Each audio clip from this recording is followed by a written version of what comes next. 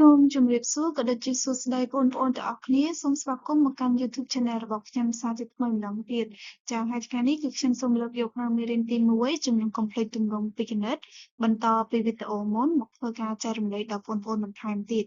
ចា៎ហើយថ្ងៃនេះយើងនឹងធ្វើការកែលម្ហាត់ទី3ដែលជាលំហាត់ដ៏សំខាន់មួយផងដែរក្នុងថ្នាក់ទី2ចឹងមុននឹងឈានចូលដល់ការដោះស្រាយលំហាត់សូមបងប្អូនទាំងអស់គ្នាកុំភ្លេចជួយ Subscribe និងដាក់សញ្ញាកណ្ដឹងដើម្បីទទួលបានវីដេអូមេរៀនថ្មីៗបន្ថែមទៀតហើយបើសិនមកមានចម្ងល់សូមកុំភ្លេចទម្លាក់ចូលនៅក្នុង comment ចា៎ចឹងយើងឈានចូលដល់ការដោះស្រាយលំហាត់របស់យើងទាំងអស់គ្នាចឹងលំហាត់ទី3របស់យើងគេឲ្យចំនួន complex x ស្មើនឹង2 + 3e និង y ស្មើនឹងដក1 + 2e ចឹងអក្សរកក៏ឲ្យយើងបង្ហាញថា x ការ៉េដក 4x បូក13ស្មើ0និង y ការ៉េបូក 2y បូក5ស្មើ0ដែលឡែកអក្សរខគេឲ្យយើងគណនា z ស្មើនឹង4កតា x ដក3លើកជាការ៉េលើ x ការ៉េបូក1បូក2កតា y ការ៉េបូក2លើកជាការ៉េលើ y ការ៉េបូក1នឹងជាទម្រង់ពីគណិតអញ្ចឹងមុននឹងយើងធ្វើការដោះស្រាយលំហាត់មិនថាលំហាត់អីក៏ដោយគឺបងប្អូនត្រូវតែអានប្រធានឲ្យយល់សិនតើប្រធានគេមានបំណងអីគេប្រាប់អីគេសួរអីចាអញ្ចឹងនៅក្នុងប្រធាននេះគឺបំរាប់គេប្រាប់ដល់ទៅ2គឺទី1 x ស្មើនឹង2 + 3e និង y ស្មើនឹងដក1 + 2e អញ្ចឹងយើងធ្វើការដោះស្រាយលំហាត់អក្សរកចាចឹងអក្សរកគេឲ្យយើងបង្ហាញថា x ការ៉េដក 4x បូក13ស្មើ0និង y ការ៉េបូក 2y បូក5ស្មើ0ឬក៏យើងអាចនិយាយបានថាបង្ហាញថាសមីការទាំងពីរហ្នឹងគឺស្មើ0អញ្ចឹងនៅក្នុងពាក្យថាបង្ហាញថាគឺប្រធានគឺគេឲ្យមកគឺវាពិតជាទូទៅហើយពិតតាំងពីដំបូងមកហើយអញ្ចឹងយើងគ្រាន់តែបង្ហាញឲ្យឃើញថាវាពិតមែនចាយល់ត្រង់នៅអត់ហើយបានន័យថាធ្វើយ៉ាងម៉េចឲ្យសមីការនឹងស្មើ0មែនបើបងប្អូនទាំងអស់គ្នាដោះស្រាយទៅឲ្យចេញស្មើ0ទេបានន័យថាបងប្អូនរកខុសហើយព្រោះពាក្យថាបង្ហាញថាគឺវាពិតមកដំបូងហើយចាអញ្ចឹងនៅក្នុងការបង្ហាញនេះបងប្អូនទាំងអស់គ្នាគ្រាន់តែយកតម្លៃ x ហើយនិង y ហ្នឹងចូលទៅតាមអញ្ញត្តិនីមួយៗរៀងៗខ្លួនណាចាអញ្ចឹងយើងធ្វើការស្រង់សម្រាប់សិនមកអញ្ចឹងគេមាន x ស្មើនឹង2 + 3e និង y ស្មើនឹងដក1 + 2e អញ្ចឹងដោយសារតែសំណួរនេះមានដល់ទៅ2សំណួរចាអ្នកគ្រូសូមបែងចែកវាជាពីរករណីចាករណីទី1អ្នកគ្រូសូមបង្ហាញថាx ការ៉េដក 4x បូក13ស្មើ0ចាអញ្ចឹងគេបានx ការ៉េដក 4x បូក13ស្មើ0ចាយើងគ្រាន់តែយកតម្លៃ x ដែលស្មើនឹង2 + 3e នេះចូលទៅក្នុងកន្លែងណាដែលមាន x ចាអញ្ចឹងកន្លែងនេះ x ការ៉េអញ្ចឹងបើ x យើងស្មើនឹង2 + 3e x ការ៉េគឺវាស្មើជាមួយនឹង2បូក 3e លើកជាការ៉េអញ្ចឹងយើងធ្វើការចុះចូលមកបានប៉ុណ្ណេះអញ្ចឹងបាន2បូក 3e លើកជាការ៉េដក4កតាឲ្យ2បូក 3e បូក13ស្មើ0ចាអញ្ចឹងបងប្អូនទាំងអស់គ្នាសង្កេតមើលថាកន្លែងនេះចូលរូបមន្តអីគេដែរចាគឺវាចូលរូបមន្ត a បូក b លើកជាការ៉េបងប្អូនទាំងអស់គ្នាចាំទេចា a បូក b លើកជាការ៉េយើងន័យថាវាស្មើជាមួយនឹង a ការ៉េបូក 2ab បូក b ការ៉េចាអញ្ចឹងនៅក្នុងនេះតួ a របស់យើងគឺ2តួ b គឺ 3e យើងគ្រាន់តែចុះចូលវាតាមរូបមន្តនឹងមកពលាតវាមកហើយក្នុងករណីមួយទៀតគឺបងប្អូនត្រូវតែស្គាល់ផងដែរថា e ការ៉េរបស់យើងគឺស្មើនឹងដក1ចាយើងធ្វើការពន្លាតមកអញ្ចឹងតួ a របស់យើងគឺ2 a ការ៉េ2ការ៉េបូកចាបូក2មេគុណ a 2 b គឺ 3e បូក b ការ៉េគឺ 3e ការ៉េអូនេះគ្រូភ្លេចដាក់កន្លែងនេះការ៉េមួយកុំភ្លេចអស់គ្នាចាំជួយកែផងចាហើយយើងធ្វើការគុណពលាតមកបានដក4គុណនឹង2បានដក8ដកគុណជាមួយនឹងបូក 3e បានដក 12e ហើយយើងបូក13ស្មើ0បន្ទាប់មកយើងធ្វើការនេះក្នុងករណីនេះយើងអាចគណនាបានយើងគណនាហើយមកណាកន្លែងនេះយើងដាក់ការ៉េសំទោសលេខគ្រូសំតាមបន្តិចចាកន្លែងនេះយើងដាក់ការ៉េមក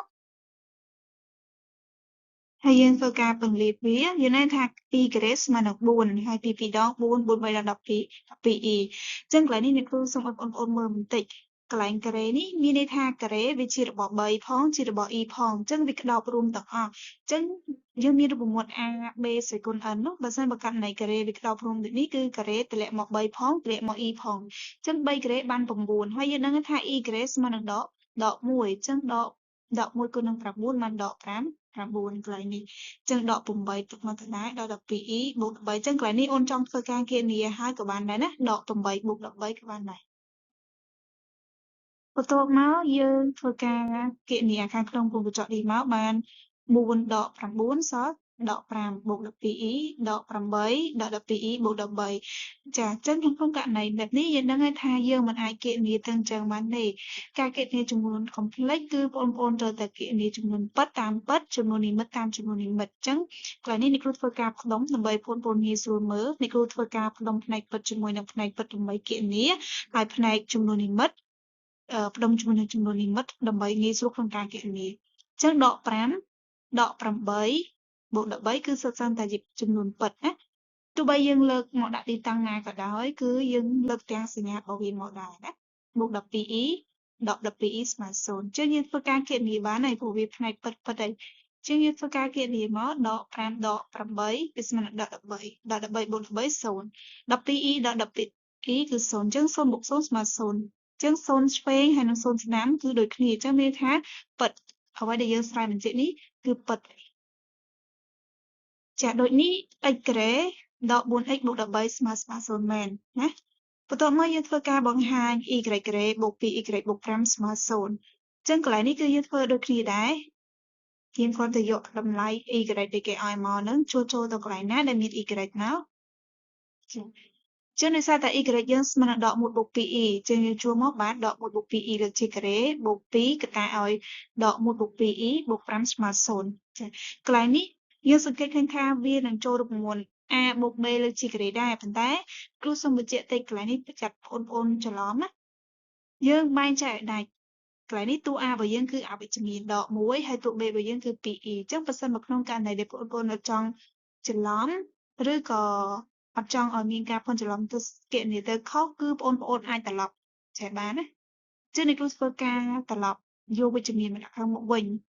បានបូក 2e ដាក់ខាងមុខហើយដក1ទុកនៅខាងក្រោយទោះបីយើងលើកទៅណាក៏យើងយកទាំងសញ្ញារបស់វាដែរចឹងអ្នកគ្រូអាចត្រឡប់មកចែកបានទេចា៎គឺវាត្រឹមត្រូវដូចគ្នាទេចឹងអ្នកគ្រូត្រឡប់មកបែបនេះគឺដើម្បីឲ្យងាយស្រួលមើលហើយកុំឲ្យច្រឡំសញ្ញាចឹងបងប្អូនចង់ប្រើឥឡូវក៏បានដែរវាចូល a បូក b លើកជាការ៉េតែតួ a កន្លែងនេះគឺដក1ណាកុំភ្លេចហើយដល់ពេលដែលអ្នកគ្រូសេបែបនេះគឺតួ a របស់យើងទៅជា 2e វិញហើយតួ b គឺ1អញ្ចឹងវាចូល a ដក b លើកជាការ៉េវិញណាអញ្ចឹងយើងធ្វើការបន្លាបវាមក2គុណជាមួយនឹងដក1បានដក2 2គុណជាមួយនឹងបូក 2e បានបូក 4e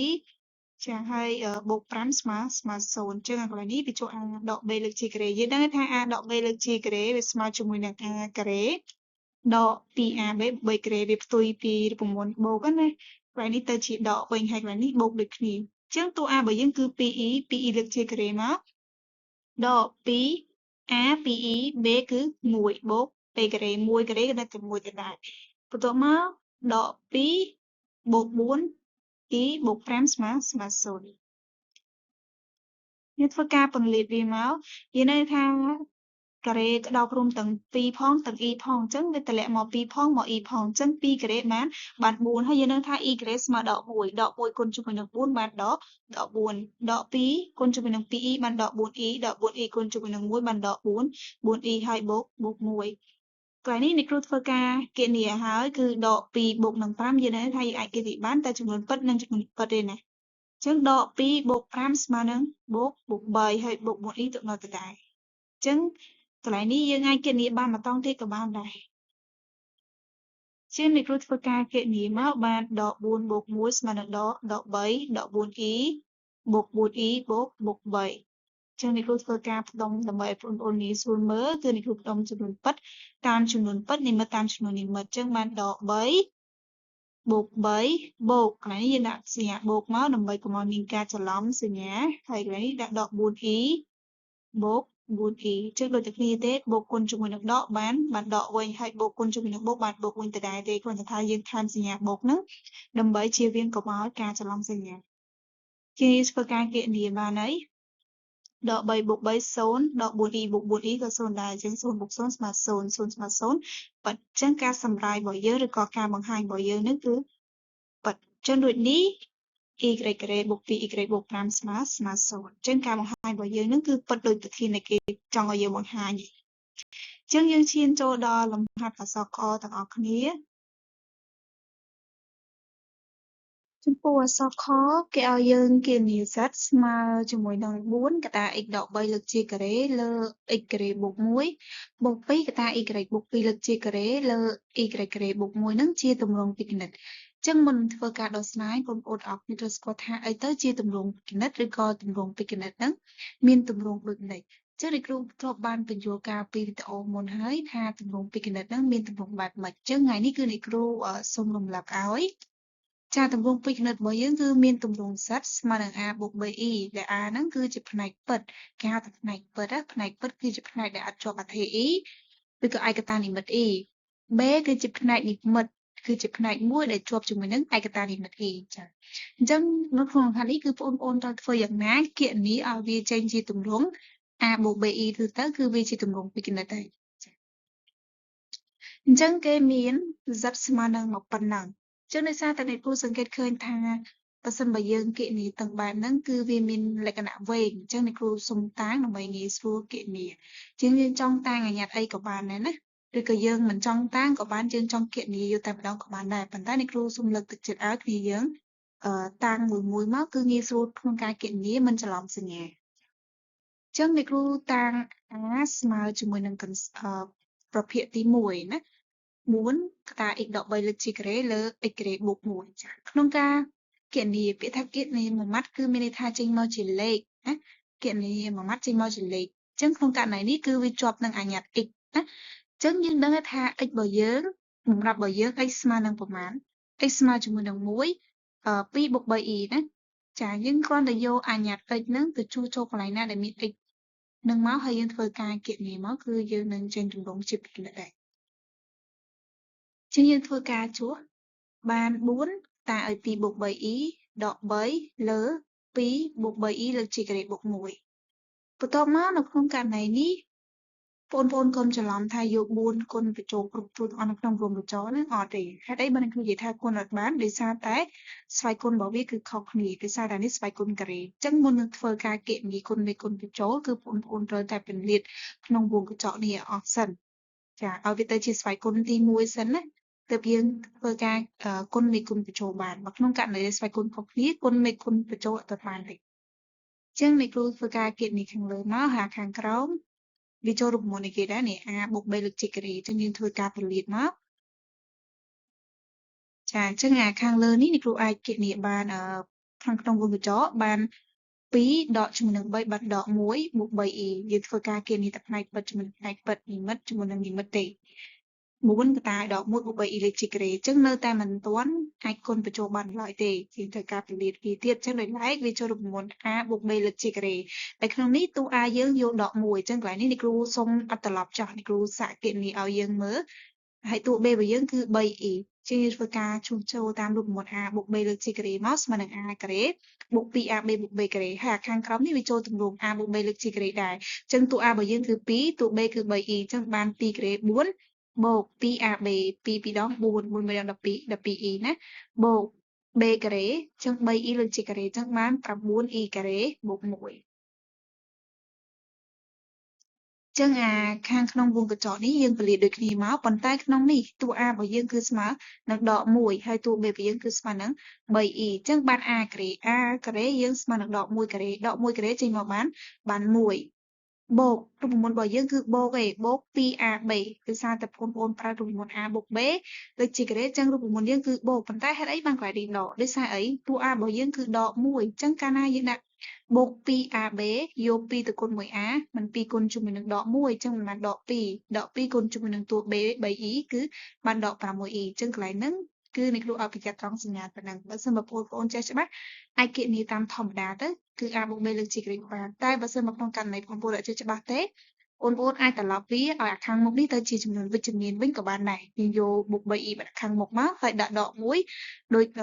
លំហាត់អក្សរកមិនដែរណាចឹងវាចូល a ដក b លើកជាការ៉េវិញឃើញចម្លើយដូចគ្នាទេចឹងយើងធ្វើការគណនាបន្ទាប់មកយើងនៅថា e ការ៉េស្មើនឹងដក1ចឹងយើងឈប់ដាក់ e ការ៉េហើយព្រោះ e ការ៉េស្មើដក1ជួសចូលមក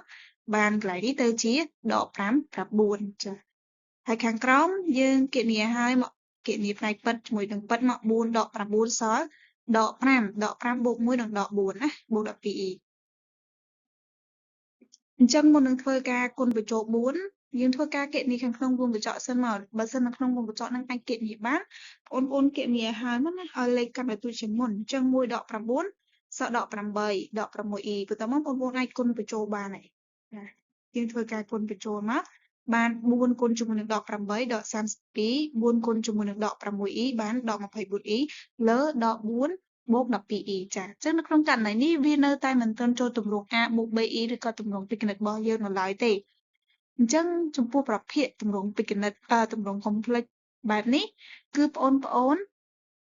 ត្រូវគុណនឹងកន្សោមឆ្លាស់របស់វាអីគេទៅជាកន្សោមឆ្លាស់ហ្នឹងគឺមានន័យថាឆ្លាស់ពីបូកទៅដកដកពីបូកទៅបូកហើយដកពីដកទៅបូកចាអញ្ចឹងយើងឆ្លាស់សញ្ញាគឺឆ្លាស់តែកន្លែងណាដែលមាន e តែប៉ុណ្ណោះបើក្នុងករណីកន្លែងដែលមាន e ទេគឺយើងអាចបានឆ្លាស់សញ្ញាទេសញ្ញារបស់វានៅដដែលណាសញ្ញាបែបម៉េចគឺនៅដដែលអញ្ចឹងកន្សោមឆ្លាស់របស់វាអានេះគឺដក4បូក 12e អញ្ចឹងយើងគុណនឹងកន្សោមឆ្លាស់មកគឺដក4ដក 12e អញ្ចឹងយើងឆ្លាស់តែខាងមុខ e ទេណាចឹងយើងឆ្លាស់សញ្ញាវាមកគុណនឹងកន្សំឆ្លាស់បានដក4បូក 12e ដក4ដក 12e អញ្ចឹងអាកន្លែងដក4នេះមិនមានជាប់បញ្ញត្តិ e ទេអញ្ចឹងយើងសញ្ញារបស់វាគឺទុកនៅដដែលដល់ពេលកន្លែង 12e នេះគឺវាមានជាប់ e អញ្ចឹងយើងឆ្លាស់កន្លែងនេះបូកទៅជាដកអញ្ចឹងកាលណាយើងថែមក្រមប្រព័ន្ធបានឥឡូវក៏ប៉ុណ្្នឹងដែរដើម្បីសម្រួលមកឲ្យដូចដើមវិញហើយបន្ទាប់មកយើងធ្វើការគណនាផលគុណកត្តាមកយើងដឹងថាផលគុណកត្តាយើងយកកត្តាទី1គុណឬក៏យកតួទី1នៃកត្តាទី1ហ្នឹងគុណគ្រប់តួទាំងអស់នៃកត្តាទី2ហើយយកតួទី2គុណគ្រប់តួទាំងអស់នៃកត្តាទី2ដូចគ្នាចាហើយយើងធ្វើការគណនាមកបានដក32គុណជាមួយនឹងដក4បាន128ដកគុណដកបានបូកណាហើយដក32គុណជាមួយនឹងដក 12e បាន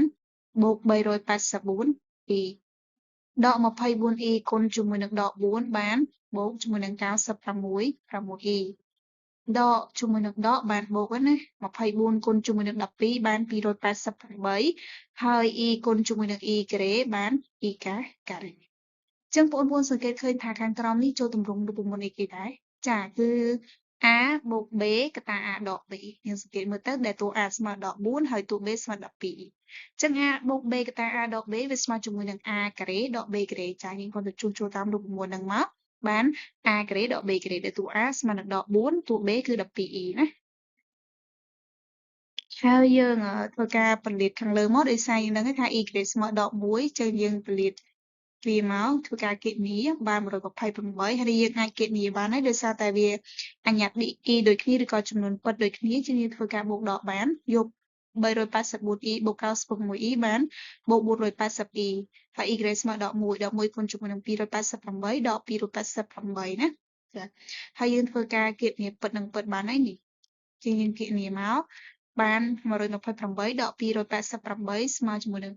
ដក160ហើយបូក482ទុកមកទៅតែមានអីគណនាទេហើយខាងក្រោមមានន័យថា14លើកជាការ៉េគឺស្មើនឹង16មានន័យថាការ៉េក្តោបរួមទាំងដកផងក្តោបរួមទាំង4ផងអញ្ចឹងបងអូនត្រូវទម្លាក់មកដកផងទម្លាក់មក4ផងណាបាន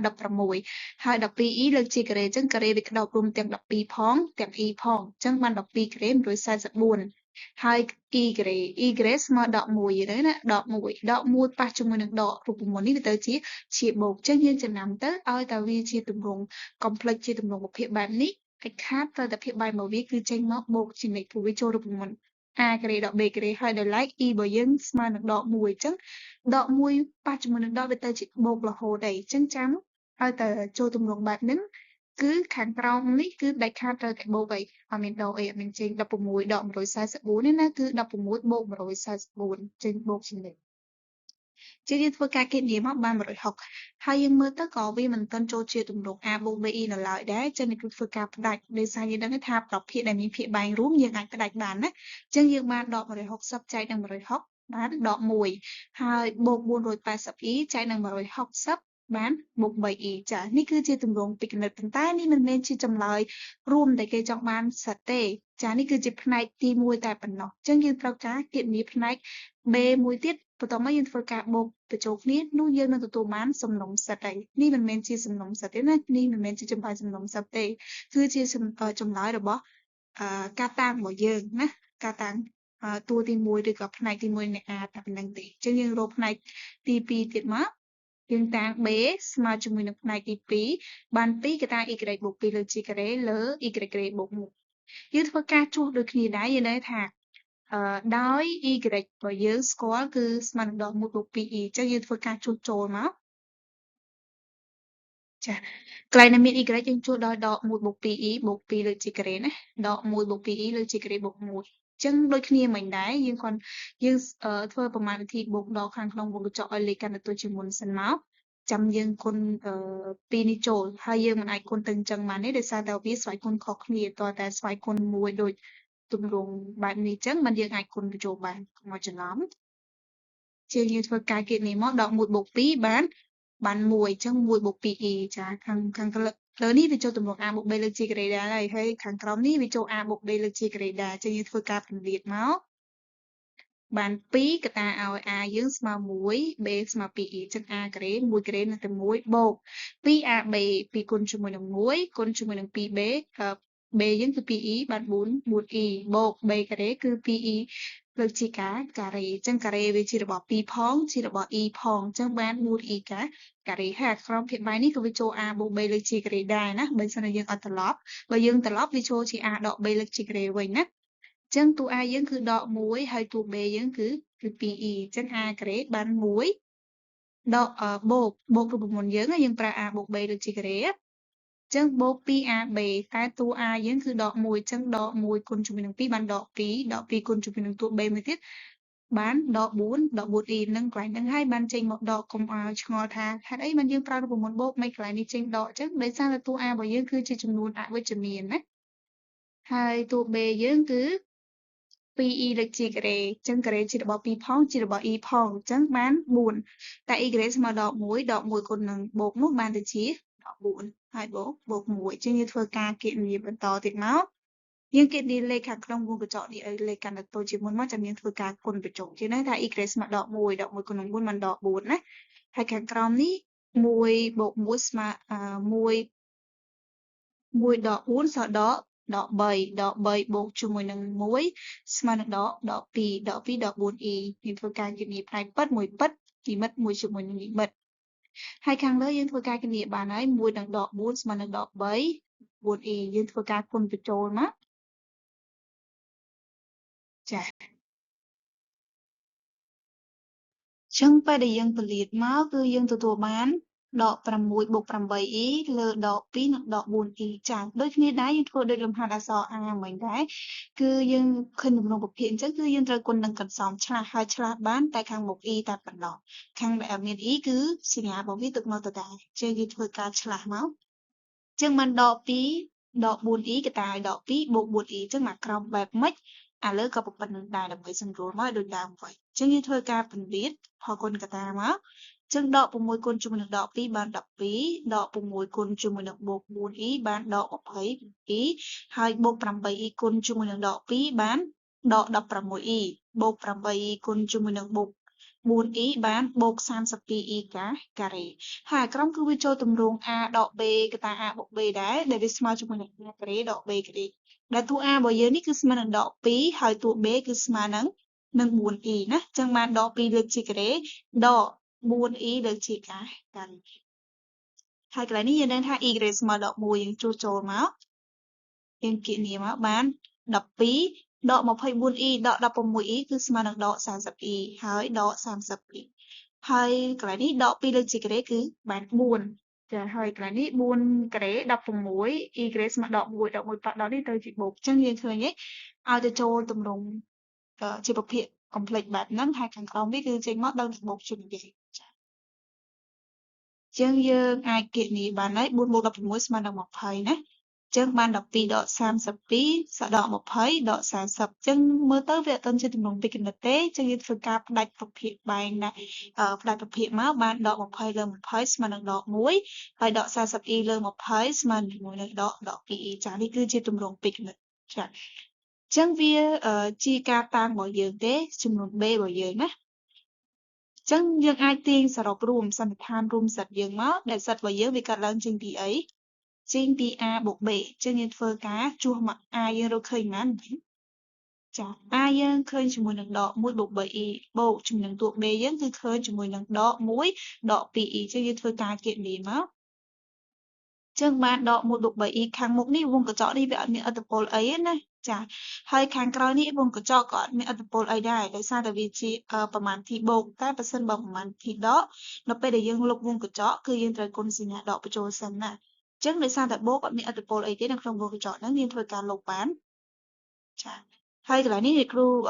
ផ្ដុំគណនាពិតនិងពិតក៏ដោយហើយនិមិត្តជាមួយនឹងនិមិត្តមកបានដក1ជាមួយនឹងដក1បានហើយអ្នកគ្រូផ្ដុំចំនួននិមិត្តតាមនិមិត្តបានបូក 3e ដកនឹង 2e ចឹងយើងធ្វើការគណនាមកបានដក1ដក1បានដក2បូក 3e ដក 2e បានបូក e ចានេះគឺជាចម្លើយសរុបរបស់សិទ្ធតែនេះគឺជាចម្លើយដែលគេចង់បានជាទម្រង់ពីគណិតចាដែល a បូក be ចានេះគឺជាទម្រង់ពីគណិតរបស់យើងចឹងដូចនេះសិទ្ធយើងស្មើជាមួយនឹងដក2បូក e ចាចឹងមានតែប៉ុណ្្នឹងទេសូមអរគុណសម្រាប់ការគ្រប់គ្រងនិងទស្សនាហើយបើសិនមកមានចម្ងល់សូមបងប្អូនទាំងអស់គ្នាកុំភ្លេចទម្លាក់ចូលទៅក្នុង comment ណាដើម្បីឲ្យអ្នកគ្រូមើលបន្ថែម